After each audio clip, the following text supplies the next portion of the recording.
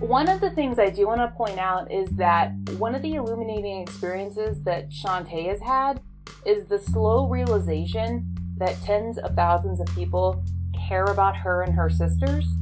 And that makes the fact that Augusta, Richmond County is ignoring them even more frustrating and harsh and strange to her.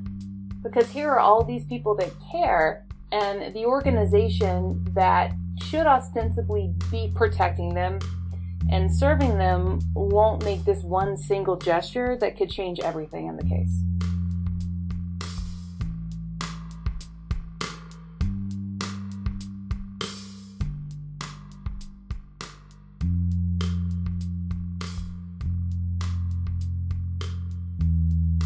The area that Jeannette and Dannette Millbrook disappeared from, the Augusta neighborhood known as Bethlehem, was home to Augusta's cotton industry in the late 1980s and early 1990s.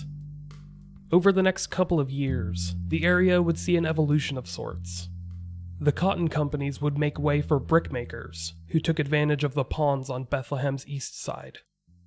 Nowadays, there is still a brickmaking company in that area, but the brickyards exist as a bit of an oasis in Bethlehem, a place where people who live in the city can travel just a few blocks and go fishing. The family of the Millbrook twins knew this area to be a bit rough, but they had never had reason to fear danger coming to themselves or the ones they cared for. With the twins traveling in unison, they had no reason to believe that harm would, or even could, come to them. So, after reporting the twins missing, their family believed that the police would go through the proper process. You know, the stuff you see in cop movies and police procedurals. The family believed that they would canvass the area, ask people if they had seen the girls, the works. Well, the police did ask some people, like the woman who had been working at the pumpkin shop on the night the twins disappeared, and their godfather, whose house they had gone to for the week's bus fare. But family members and friends, like their cousin and sister, whom they had visited on their way home, were not asked any questions by police, despite being some of the last known people to see the twins. Even their father, who had not had a close relationship with the twins and would later be revealed to have a criminal history, was not spoken to. Despite living close to where they disappeared from and having a rocky relationship with the teenagers, he was not even interviewed when they went missing. The family would receive some help from the National Center for Missing and Exploited Children, nicknamed NCMEC, who would help print and hang up some flyers and posters with pictures of the twins. The girls had been reported to their organization, and they were happy to provide some help for this family that did not have a lot of resources. The family tried reaching out to other organizations and news agencies, but they did not receive much support. It seems like the case of two missing black teenagers was not worthy of much attention at the time, especially since the police seemed to be treating them as runaways.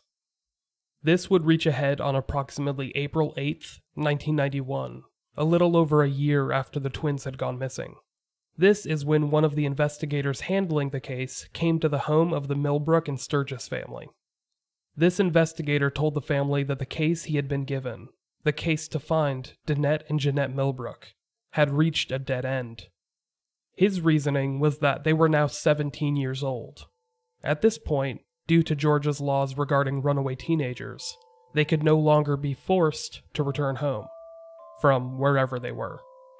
And because they were viewed as runaways, there was no reason for police to continue looking for them.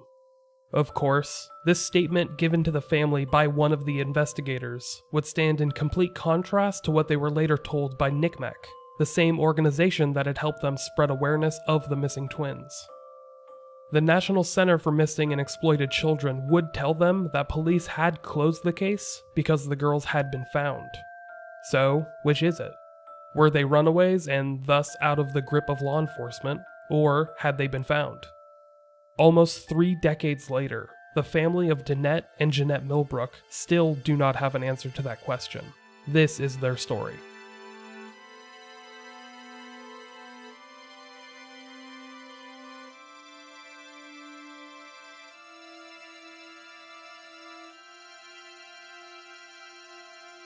Welcome to Unresolved. I am your host, Michael Whelan, and this episode picks up right after the last one, as police began to investigate the disappearance of Dannette and Jeannette Millbrook. As you can tell, this one is not too friendly to the early investigation.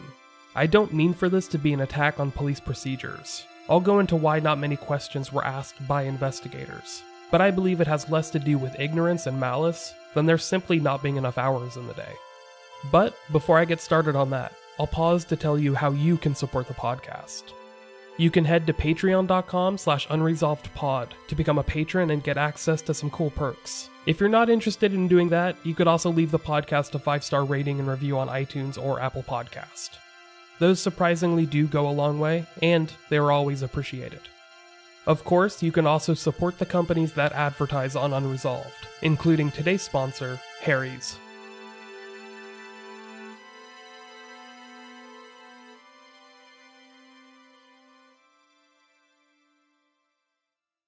Harry's is a company founded by two guys, Jeff and Andy, who were fed up with the high cost of overpriced razors and decided to do something about it. They made their own company, Harry's, which allows you to buy razor supplies directly from them, cutting out the middleman and giving you a product that is better than any of the other brand names. Harry's is so confident that you're going to love their blades, they'll give you their trial shave set for free when you sign up at harrys.com/unresolved. All you need to do is go to that link, sign up, and throw in a few bucks for shipping. This free trial set includes a weighted ergonomic razor handle, 5 precision-engineered blades with a lubricating strip and trimmer blade, rich lathering shave gel, and a travel blade cover. This is a $13 value, which you can get for free by signing up at harrys.com/unresolved.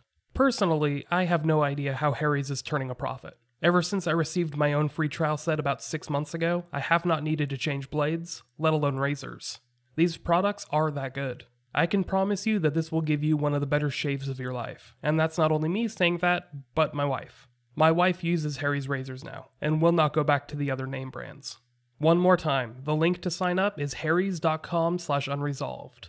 That's harrys.com/unresolved. Now, without any further ado, let's go back to the story and learn more about the investigation to find Dannette and Jeannette Millbrook.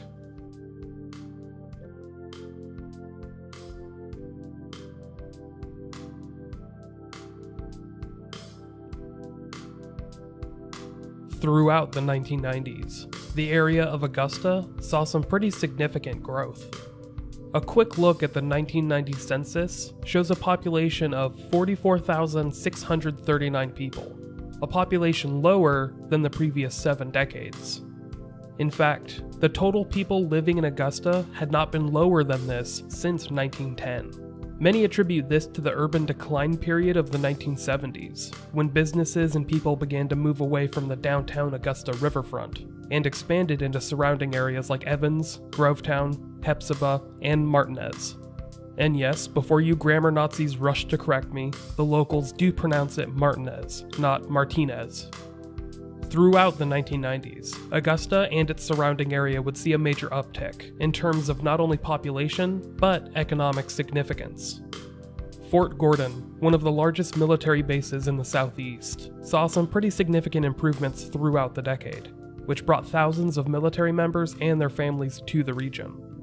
In addition to the base, several large companies opened up headquarters or facilities in the Augusta area, such as John Deere, Kellogg, T-Mobile, and Delta Airlines.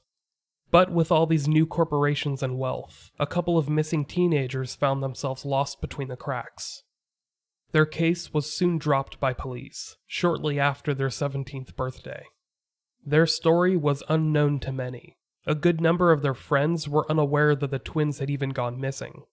After all, police never came to ask them any questions about the girls disappearing.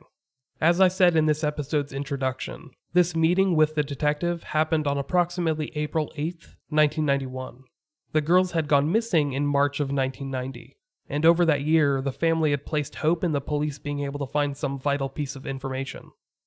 However, the police did not uncover any real clues or evidence, at least not that we know of. In fact, a good amount of the information they had on record was flat out wrong. For example, the day in which this detective had met with the family of the twins to inform them that their case was being closed. This was April 8th. This happened to be the day after the police thought the girls had turned 17, which was April 7th. Unfortunately, April 7th was not their birthday. Their birthday was April 2nd. Their last name was Millbrook, not Millbrooks, as it has been repeated in police filings and news articles. On the day they disappeared, they did not walk down Florence Street, they walked down Forest Street. Many of these simple facts were not only misguided, they were just flat out wrong. With this misguided information, police had been unable to dig up any new evidence. So, a little over a year later, they closed up shop, informed the family that they were shit out of luck, and seemed to move on. At the time the Millbrook twins disappeared, the Richmond County Sheriff's Office and the Augusta Police Department were still two separate entities. Of course, they often worked in unison, but they would not merge together for a few more years, in 1996. At the time, one detective handled most of the area's missing teenager cases. The vast majority of these cases were runaways, and approximately 95% of the cases were cleared with the child being found. The host of the Fall Line podcast bring up this information on their podcast, and they were actually able to speak to this detective. They personally recall him as seeming disinterested in the people he had looked for, and perhaps showing some kind of distaste. Maybe this is why he handed off some of his investigations to a juvenile investigator, whose name is not actually mentioned on any of the official police documentation in this case. Which actually isn't a surprise, because there's not much paperwork to be seen. The original detective would move into a teaching position in 1994, 2 years before the sheriff's office and the Augusta police force were set to merge. It's possible that he tried to clear as many cases as possible, but this time frame has become very muddled by a good amount of he said, she said. You see, the family of Jeannette and Dannette Millbrook were told in April of 1991 that the twins could no longer be forced to go home. But the family still expected the case file to be left open, in case some new information were to come to light and change things. And the case file did remain open, for a while. According to the records kept by the National Center for Missing and Exploited Children, the case file of the missing twins was kept until 1993. And that's when police apparently closed the case for reasoning that has never been clarified. So, before I begin telling you the reasons how or why the case file was closed, I do need to preface this with a little bit of a foreword. This is a somewhat complicated story full of gossip and what amounts to rumors, so please take the next few minutes with a grain of salt. After all, I am titling this episode The Unknown for a reason. The family of Jeannette and Dannette Millbrook recall the original detective, who was in charge of their case file, coming to their house shortly after what would have been their 17th birthday. This was in April of 1991, a little over a year after they went missing. I've already told you this, but it bears repeating because of how uncommon this is. The case of the missing twins was kept open in the NCMEC system, however, until 1993. 2 years between when the family was told that the twins could no longer be forced to return home, and when their case file was officially closed. NCMEC, the National Center for Missing and Exploited Children, is an organization that relies on the information provided by law enforcement. So, whenever a child is reported missing, their info is provided to NCMEC, who, in exchange, tries to push the story in any way they can. They give that information to other agencies, organizations, etc. However, when police find those missing children, or otherwise close the case file, the case is closed in NCMEC's system as well. This is what happened in this case. The family was told there was nothing that police could do, and then 2 years later, for some reason, the case was officially closed. So the question remains, why? Why was the case closed? The Millbrook and Sturgis family never saw Dannette or Jeannette after they went missing on March 18, 1990. That never changed. The twins never called, never wrote a letter, never corresponded with anyone in their family or social circle again. Their social security numbers were never used, they had no documentation or identification on them when they went missing, and they were just 15 years old with roughly $20 in pocket change between them. Well, according to the earliest police theories, they were runaways. This is the theory that police gave early on while talking to the family. The theory that the girls had run away and gone to live somewhere else. Unfortunately, this theory does not make any sense. When the family of the twins got in touch with the National Center for Missing and Exploited Children, they were surprised to learn that the case file had been closed in 1993. I mean, think about it. You had 2 daughters, or sisters, depending on your perspective, vanish. A year later, the police come and tell you that they believe they ran away, based on very little to no evidence. Then you discover that 3 years after they disappeared, the case was permanently closed. This means that not only was the police file shuttered in 1993, but someone from the Augusta Police Department contacted the National Center for Missing and Exploited Children and told them that the case was closed. When the family contacted NCMEC, they were told that the girls had been found. Imagine being told that the police had found your 2 missing family members, but that they had not told you about it. At this point, the Augusta Police Department had merged with the Richmond County Sheriff's Office. So the family contacted Richmond County and spoke to one of the clerks working for the department. They were told that, just like NCMEC's records, their system showed that the girls had been found. They tried pushing further, and were eventually told by someone at Richmond County to, quote, go and ask their mother where they are, unquote. Well, the mother of the twins has no idea what this meant. Further questioning revealed that the police had the idea that the girls had been put into foster care and adopted out to another family. This, of course, goes against known protocols, namely the mother of the twins not having any knowledge of this happening, and the understanding that Child Protective Services had never been called on Louise for any of her other children. Plus, why would 2 teenage girls, who were neither the oldest nor the youngest of the children, be taken away right before their 16th birthday? If CPS had been called to take away any children from Louise, wouldn't they take away the younger children as well? So, why would the police have this understanding of the case, which was fundamentally absent of most facts? It's hard to say. The hosts of The Fall Line go through this several times on their own podcast, and they theorize that it has less to do with any cruel intention, but perhaps just apathy and misunderstandings.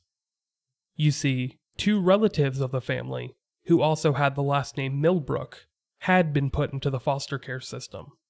It's possible that the original detective, or the juvenile investigator that worked with him on the case, had seen that 2 children with a surname were in the system.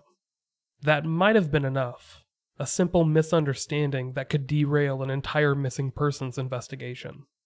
I even called down to the Sheriff's Department over the years they've been missing, because we've been trying for years and years and years. We've been trying to get people to help us. Mm-hmm. Nobody would help.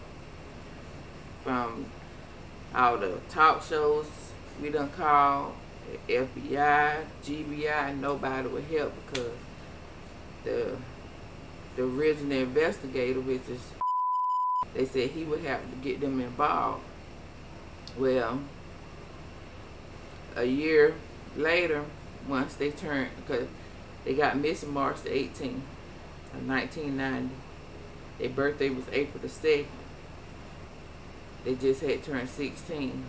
So that next year, when their birthday came back around, we just found out that April the 8th is the day that they closed the case out. And that after was they turned 17. And that was in 1991? Right. Gotcha.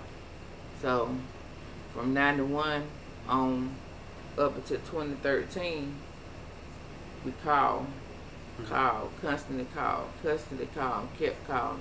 Got to run around. I even got one of them down there. I can't remember names, but I called down there at one point in time, and they told me my mom's kids had got taken away from her.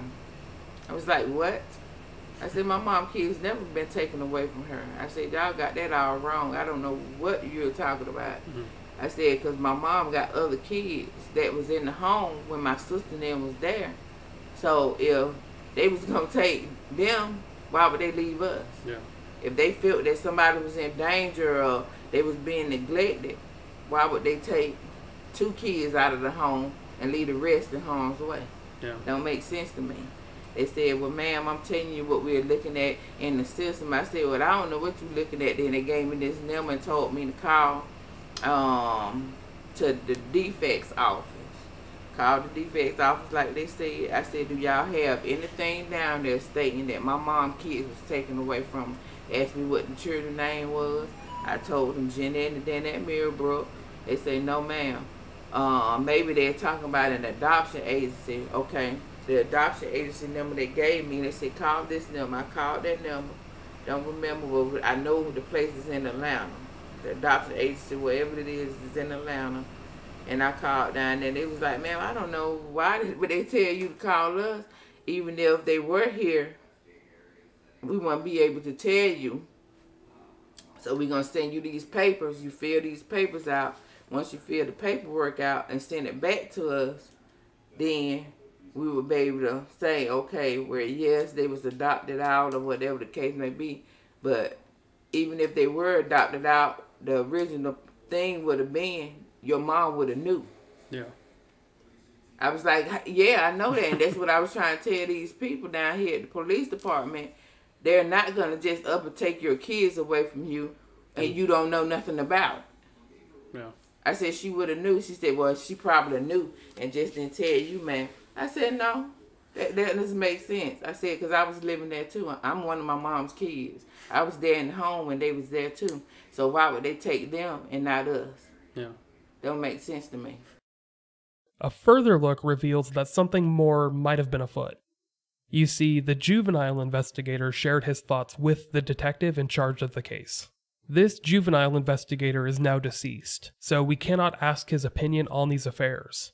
But he told the detective that he had actually seen the twins with his own eyes. He made this claim, that he had personally seen them, and that they had been trying to get to Texas.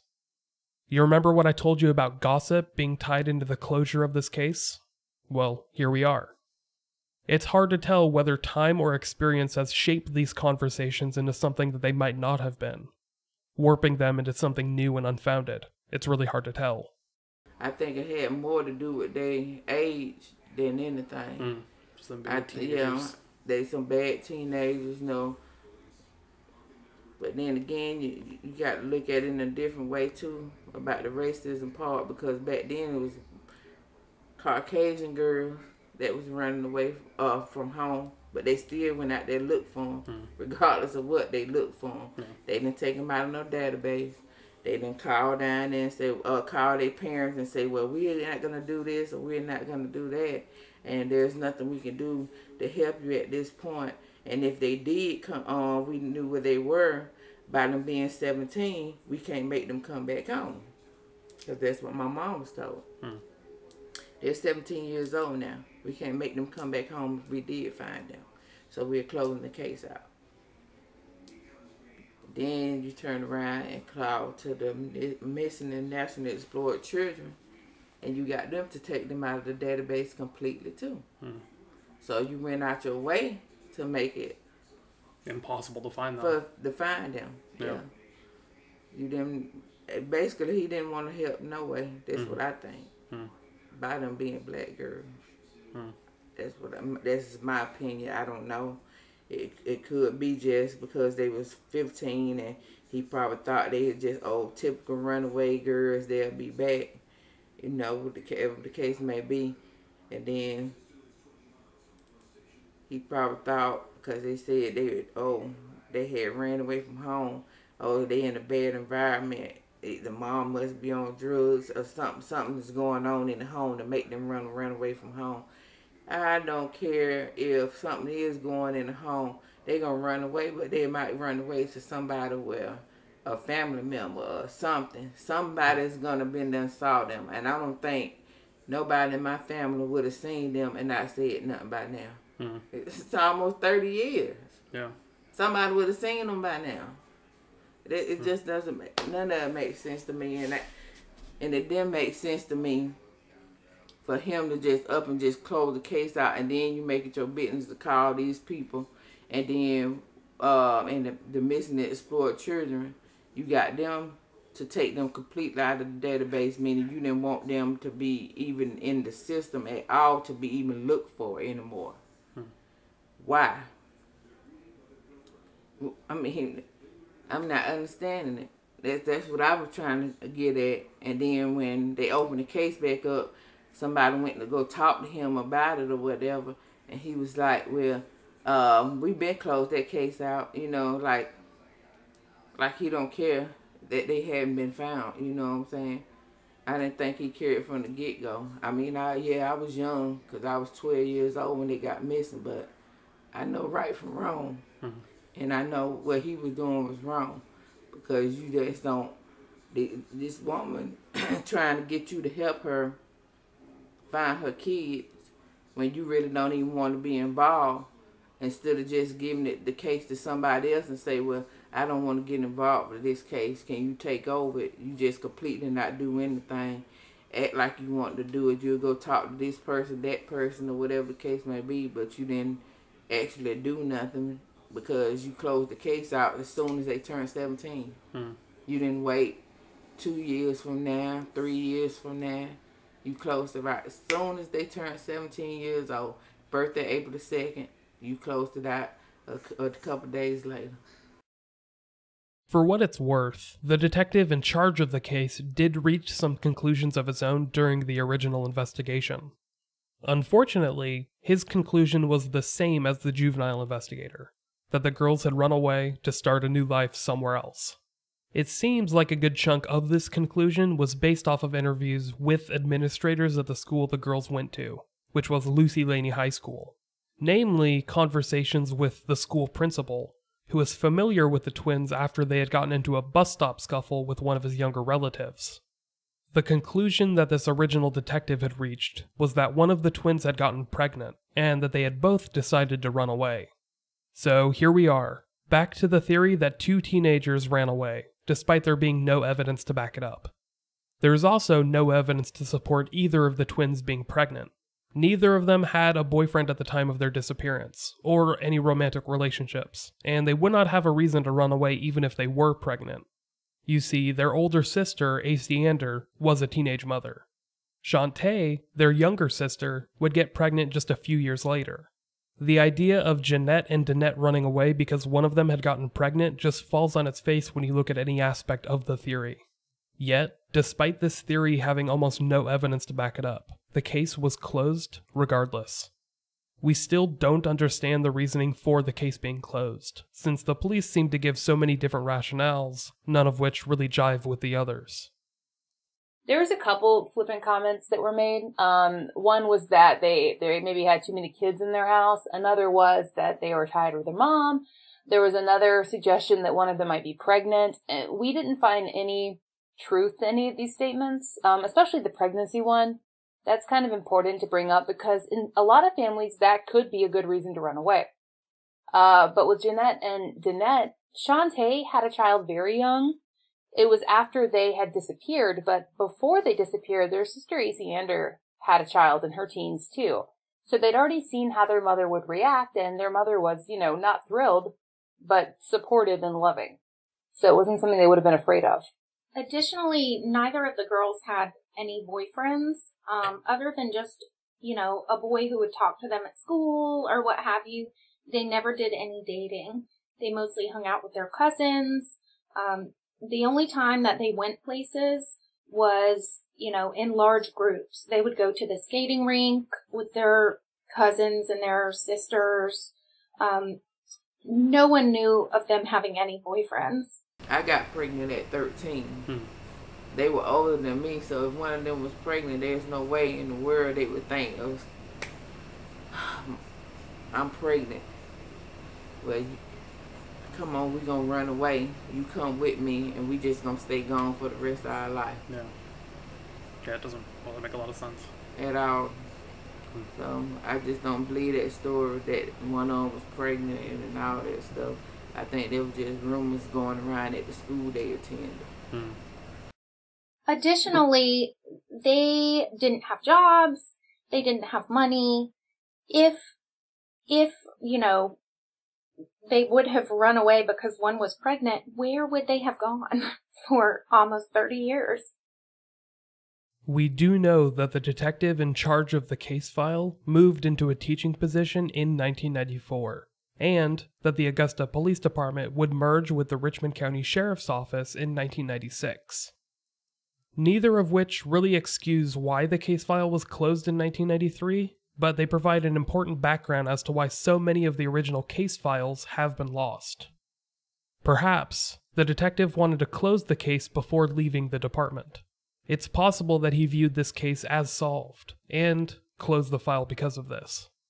After all, he was of the understanding that the juvenile investigator had personally laid eyes upon the twins, and vouched for their continued existence, so he might have just viewed the matter as solved. Then, you have the police forces merging in 1996. The Augusta Police Department was swallowed up by Richmond County Sheriff's Office, consuming not only their officers, but their case files, notes, and everything else that entailed. Since the investigation into the Millbrook twins had been closed for 3 years, at that point, the original case file might have just been shredded. However, as noted on the Fall Line podcast, the police have been less than forthcoming when it comes to the case file of the twins. You see, police claim that this file was destroyed, either by shredding when the departments merged, or in a flood the department faced in the 1990s.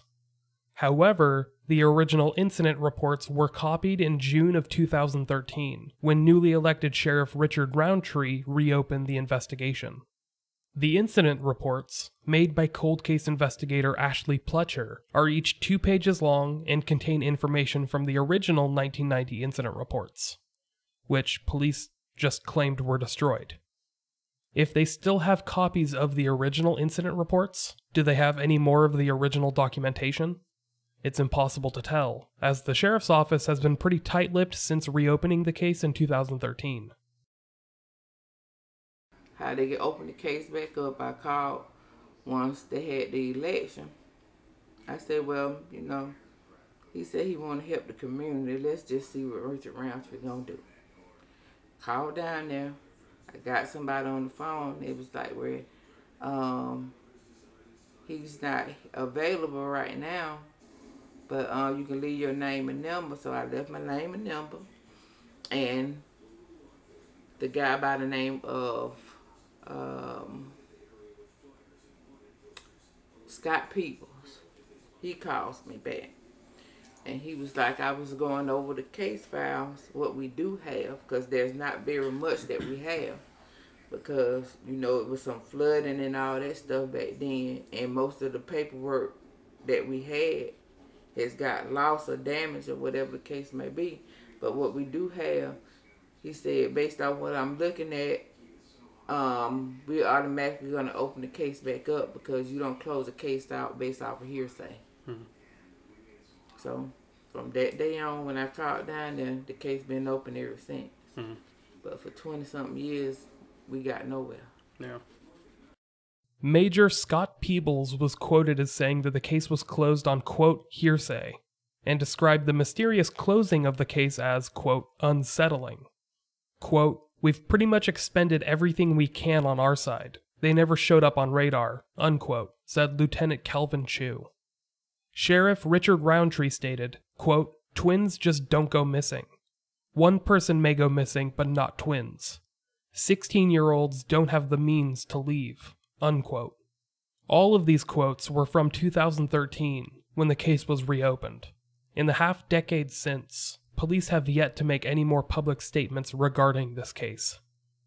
Unfortunately, from the get-go, we really got a lot of pushback from Richmond County, starting when we submitted the Freedom of Information Act requests for information. We were frequently denied. We tried to set up meetings. We were denied meetings with the family. At one point, I got what I would describe as sort of an intimidating phone call from a lieutenant at the department telling us that Richmond County would not be participating in any podcast. And I explained to him that we had uncovered some information in our research and would like to give it to the department. And he said, well, if you want to set up a meeting to come give that information, that's fine, but you can't ask any questions.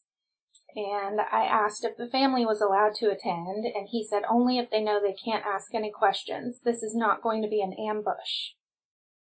And their file on the twins' case was pretty much, to our best guess, that incident report. We don't think there's a giant file that we didn't get. And kind of on that note, when we talk about doing research for a true crime podcast, and I know you understand this, Michael, you get in and you dig, and you request things, and you get things, and you put them together. There was nothing on this case. There was a one-page incident report and 2 news stories from 2013. The twins' dental records are gone. Their school records are unavailable. The Department of Juvenile Justice has no records on them. The GBI was never involved. The FBI was never involved. The National Center for Missing and Exploited Children wasn't involved for roughly 20 years. There was just nothing. So everything in this case is really pieced together from information that we found about other unrelated things and just kind of piece by piece, bit by bit, line by line put together. And another important note is that it hasn't just been us that's had difficulty getting our hands on information. The family, unfortunately, has been denied information as well. Apparently, the school has the girls' records, but they will not release them, even to Miss Louise, who is the mother of the girls. The National Center for Missing and Exploited Children has a physical document that basically states who called and reported the girls found. They will not release that document, and they won't release that information to the family who has requested it. And the families requested a lot, and probably the most disturbing thing that we heard, and this actually came from the school, was they were told that they couldn't have the paperwork, and when Shanta asked why, she was told in what I would say was a very patronizing manner that she should ask us to explain to her why she couldn't have the paperwork. Like, go ask the podcasters. As if we would know. But it's just, it's just really indicative of the kind of pushback the family has dealt with when trying to get the story covered and when trying to get very basic information. We did find out recently that they have a set of fingerprints on one of the twins from one of those, Michael, I don't exactly know how old you are, but I think you're roughly in the realm of us. You probably remember in the 80s and 90s, they'd take you to visit the police station sometimes, or a DARE officer would come in and they would fingerprint you for those missing child initiatives. And they do have fingerprints on, it's Dannette, right? On Dannette. But that's pretty much the first scrap of information that we found that was maintained, retained, or gathered at all. The story of the Millbrook twins was a story that did not get close to any coverage for decades. For years, the family of Jeannette and Dannette Millbrook appealed to TV personalities like John Walsh, Montel Williams, and even Oprah Winfrey to cover the story on their programs. Because of the police officially labeling them as runaways, the family was ignored. They tried reaching out to NCMEC and the police to keep tabs on their missing loved ones. They weren't exactly ignored, but they were told a variety of answers, some of which would openly contradict what they had just been told beforehand. For the longest time, they had to just accept that they were going to get little to no help from anyone. The mother of the twins, Louise, really struggled with this. She was raising a family at the time, and struggled to provide for them while dealing with this tragedy. I mean, consider this.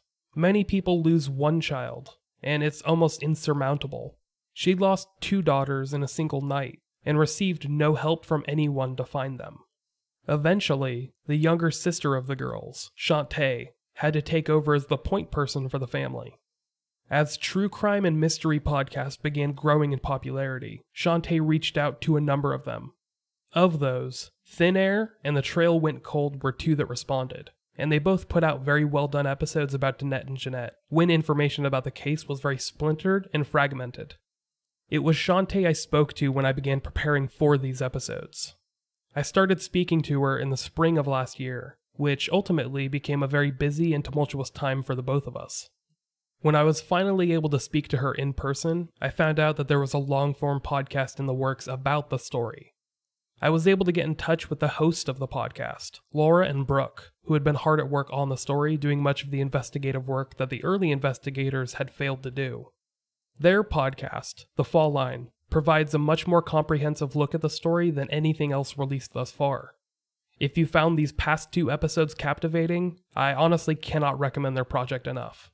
In the wake of this podcast series, Laura and Brooke have remained close to Shanta, who they now consider a friend. We first contacted Shanta, we set up a phone call with her, and she didn't know anything about us, and we knew very little about her. Over the course of us getting to know her, both of us were really struck by how tenacious she is. She does not give up. I think it's safe to say that we have been very inspired by her and the effort that she's put into this case for almost 30 years. She really seems to hold her family together, both her and her mother, Miss Louise. And we have become friends with Shanta over the course of doing the podcast, which has been a really wonderful experience. They have continued to forward the information they've received to the Richmond County Sheriff's Office, and remain optimistic that an answer will present itself soon, hopefully bringing to an end the unsolved case of these 2 missing teenagers. As I said, we are still actively working on this, and we cannot detail what we have found out, but we have continued to develop leads, and we do feel confident that if Richmond County is active in this case could be resolved, and could be resolved in the near future. A fundraising effort was started by Laura and Brooke, which focuses on raising awareness for this case. We realized that the community of listeners were asking how they could help the family. And we know that in cold cases, rewards can be very helpful. The family had talked before about wanting to, create a reward situation. They just didn't know how to go about it. So a friend of the show, who is a great help to us, decided that she would set up a GoFundMe. It's a YouCaring on the YouCaring site. And generous listeners came out of the woodwork and donated. We were so appreciative. The family was just beyond appreciative. So we ended up with $2,500 was donated by the Osteen Law Group, Joel and Stephanie Osteen, and another $2,500 was donated by Encompass Podcast Studios in Atlanta. And then listeners raised the rest, so we ended up with an $8,000 reward total. The Richmond County Sheriff's Office had originally declared its intention to match any reward contributions, essentially doubling the reward for information. However, ever since then, the Sheriff's Office has remained hesitant to commit to anything. They have not tried to publicize the reward at all, or even announce it. The family, after much prodding by a lot of people, was granted a meeting finally with Sheriff Richard Roundtree. They had been trying to meet with him since before our podcast ever got started. It was wonderful. They got to sit down with him in person and ask him their questions, and they felt after they went away from the meeting that they had a lot of hope. During the meeting, Sheriff Roundtree mentioned to the family, all of the family members have corroborated this account. They all remember him saying that families are welcome to raise rewards, and that often Richmond County will match the funds that the family raises. So every family member in that meeting was under the impression that if they raised money, Richmond County would match the reward. Unfortunately, after all of the money was raised, the family went to Sheriff Roundtree to speak to him about matching, and they were told by Sheriff Roundtree that he had never said such a thing, and that Richmond County would not be matching the reward, and that Richmond County would not be announcing the reward. So they were pretty devastated. I think we all were. I guess it was a miscommunication. I was just going to say that he didn't even directly tell them. His administrative assistant told them. So he didn't get to speak to the family didn't get to speak to him. And so what Brooke just said about the miscommunication, I think that we can understand that there might have been a miscommunication in terms of the matching. But Brooke, what do you think about a miscommunication in terms of the announcing? Well, if I could go back a little bit, my concern always had been, if you have no intention of matching a reward, why would you mention such a thing to a family that feels very desperate to have some movement in their case? So I was surprised that he would have stated to the family in the meeting that Richmond County often matches rewards if he had no intention of ever matching the reward. I also wonder what the Sturgis family has done to disqualify them from being considered for a reward match. If they match some families' rewards and not others, it seems like because of all the mistreatment that has gone on in the past to this family, if there was a family deserving of reward matching, I think it's this family. And according to Shanta, this mistreatment was acknowledged directly in the meeting. They acknowledged that the original investigator had grievously mishandled this case. So we were really surprised about the lack of matching, but, police departments are underfunded. People's budgets run out. What we can't understand is why would they be stonewalling in terms of simply announcing that the reward exists. Roundtree has refused to do so. He continues to refuse to do so. And now his office is no longer willing to offer commentary on the case at all. Yeah, according to a writer from the Augusta Chronicle, the last time she went to them to get a comment on an article, she was told that they would never be commenting on the Millbrooks case again. We're really interested to know why. We talk about this a lot amongst ourselves. It's something that we get sad about, we get angry about, we get thoughtful about. Why won't they simply announce this reward? And we think it's because they're angry about the podcast. And we're sorry that they are angry about the podcast. And the strange thing about this is we do still communicate with the sheriff's department. We communicate to pass on leads as we develop them because we are still actively involved in investigating this case and we have made some headway.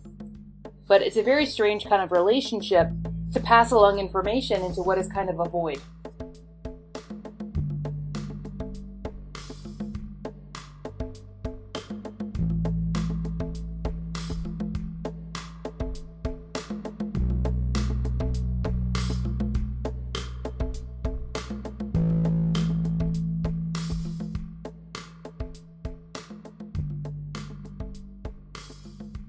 Do you ever just reach that breaking point every now and then where you just feel the need to just just go yell at someone? Yes. You're not doing nearly enough. We certainly do. I had one a few days ago. I threatened to make a call to someone that we've been in contact with in the past and say some threatening things, and Laura, had to make me think about it reasonably. That's not going to help the family. It's not going to help this case. But certainly both of us have gotten so angry before that we have lost our sense of logic. I'm just really glad that we keep our show clean because there is a lot of explicit content off mic. Mm-hmm. We go back and forth and we talk each other down, and this is working with a partner keeps you sane.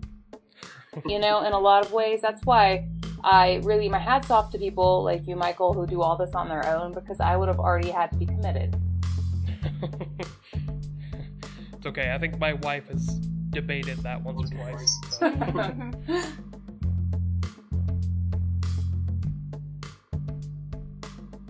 Only time will tell whether or not the case of Dannette and Jeannette Millbrook gets solved. But if it does, it will likely have to rely on you, the listening public. After all, without you all paying attention to podcasts like this one, the story of the Millbrook twins would have been forgotten years ago. If you can, get in touch with Richmond County.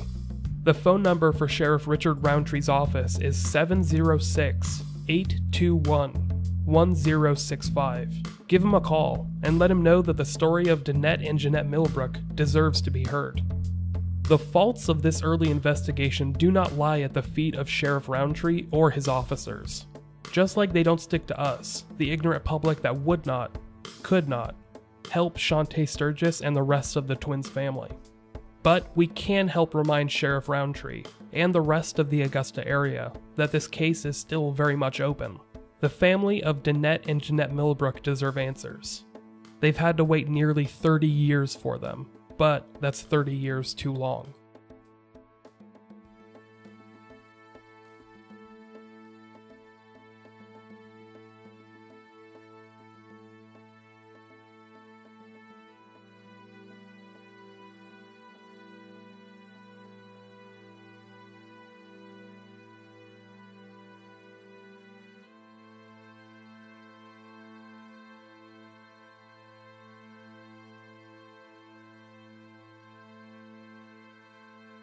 So, as I begin to wrap up this story, I want to bring everything back to where I began last episode.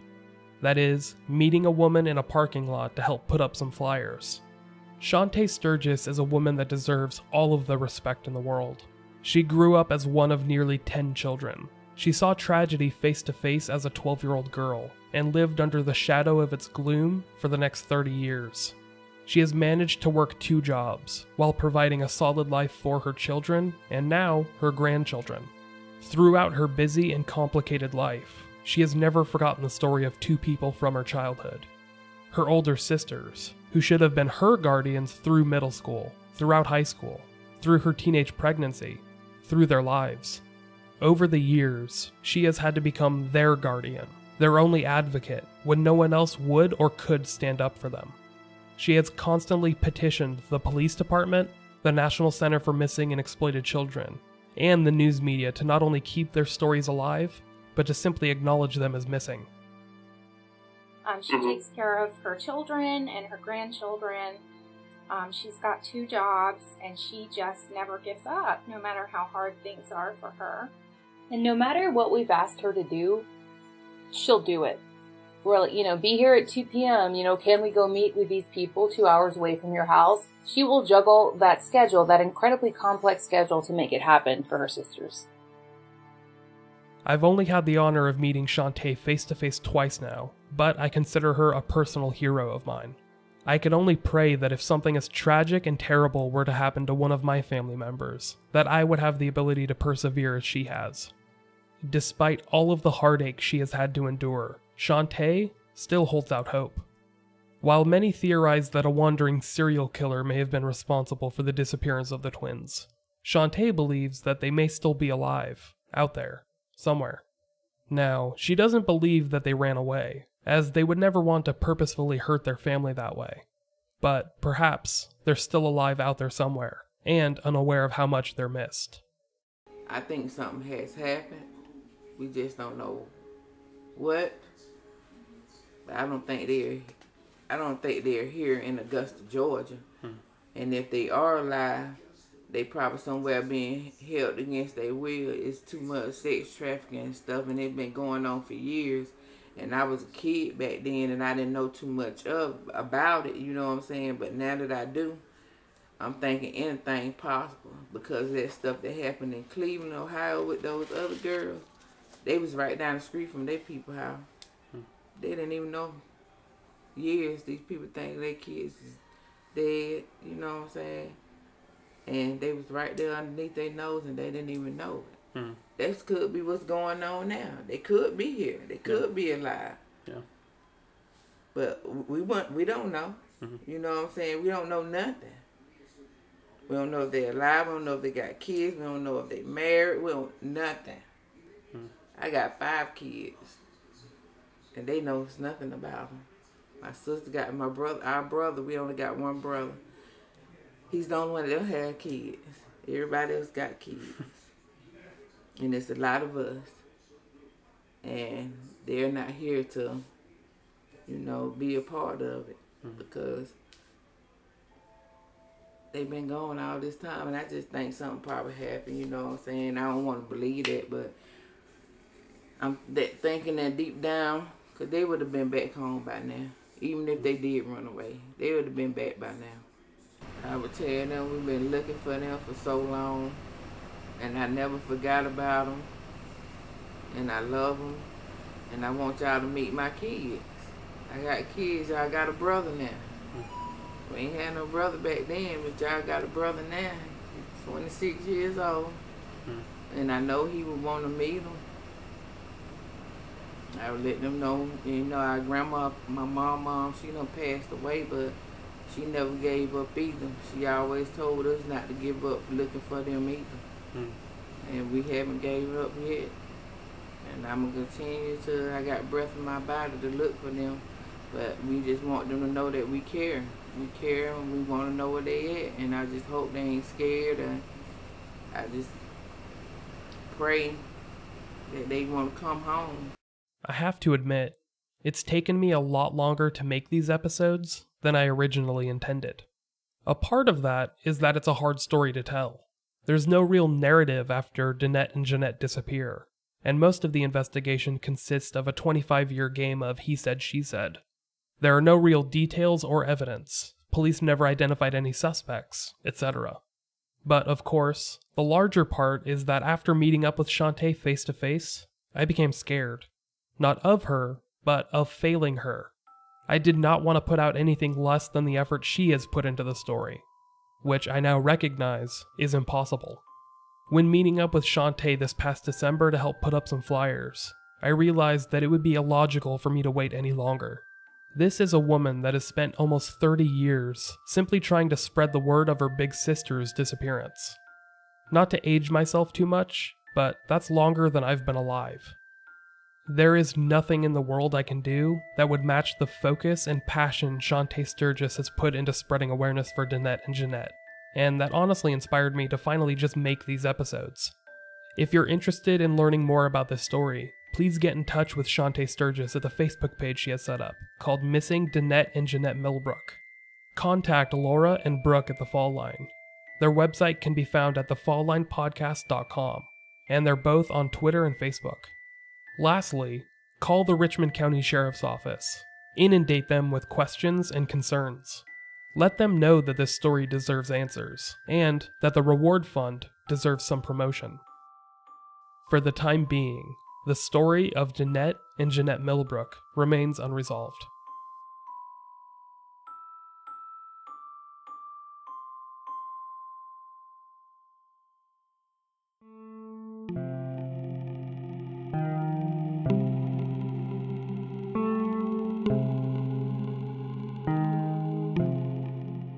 Thank you for listening to Unresolved. This episode wraps up the story of the Millbrook twins, for the time being, but I will be focusing on some similar cases in a couple of upcoming episodes. I'm going to try and address the similarities between them and the Millbrook case, and whether I believe they're related or not. If you would like to support the podcast, you could do so by leaving a solid rating and review on iTunes, or Apple Podcasts, whatever it's called now. I know I always bring this up at the end of the episode, but those honestly do help. Those that have left a rating and review, thank you. If you are not satisfied with a simple review on iTunes, you could also head to patreon.com/unresolvedpod to become a patron of the podcast. Also, if you're interested in trying out the materials made by our sponsors, such as Wink or Harry's, you can use the offer codes provided. If you want to stay in touch, you could find us at UnresolvedPod on Facebook and Twitter, or you could send in emails to theunresolvedpodcast@gmail.com, or to me directly at michael@unresolved.me. And once again, that's Michael with the E before the A. You could also find the podcast website at unresolved.me. There you could send in messages, find transcripts, and links to everything I use, etc. I'll be back in a very short time with a couple of new episodes, in which I'll address some local cases that bear similarities to the disappearances of Dannette and Jeannette Millbrook. Until then, everyone, stay safe, and I'll talk to you later.